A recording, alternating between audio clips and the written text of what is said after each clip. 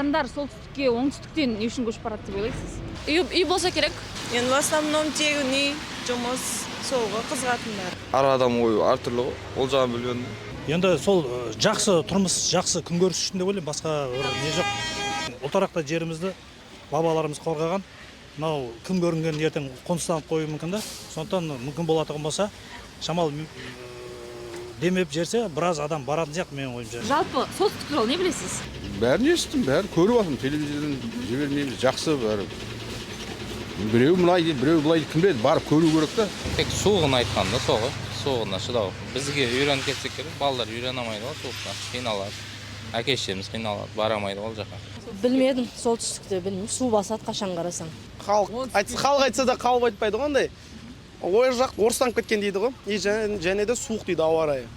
Енді солтүстік халқы біздің оңтүстіктегідей мейірбан, ішіне кіріп жағында бауыры ішіп алғанға кіріп мейірбандылық жоқ қой деп ойлаймын. Өйткені шамалы қанша дегенде орыстың саясатында бағынышты болған жер ғой деймін да. Табиғат таза, шаруашылыққа ыңғайлы, әрі бұяқта күнкөріс қиындап барады ғой тығыздап. Суық екен білем болды.